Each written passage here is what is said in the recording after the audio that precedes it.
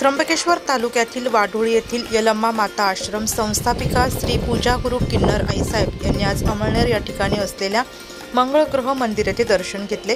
वाढोळी येथील श्री पूजा गुरु किन्नर आईसाहेब यांच्या यलम्मा माता आश्रमात गेल्या अनेक वर्षांपासून निराधारांना आधार दिला जात आहे।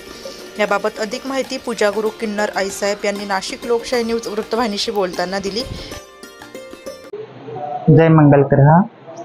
मी आज अमळनेर इथं श्री मानवता किन्नर समाज संस्था नाशिक सलमा गुरु नायक यांच्या वतीने आज मी अमळनेर इथं लग्नासाठी आले होते। त्या निमित्ताने मला असं वाटलं की इथं मंगळग्रहांचं मंदिर आहे। मला असं वाटलं की मी इथं जावं, दर्शन घ्यावा व आपलं पण आश्रम त्र्यंबकेश्वर तालुक्यात वाढोली गावात मी वृद्ध आश्रम खोललेलं आहे।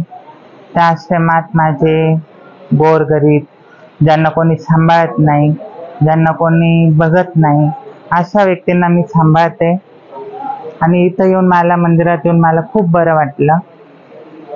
हो, मी पूजा सलमा गुरु किन्नर नाशिक मानवता किन्नर कमिटी यांच्या वतीने सगळे अमळनेर वासियांचे मनापासून धन्यवाद मानते व आमचे सर भरत पाटील, जितेंद्र पाटील सर यांना भेटून खूप बरं वाटलं।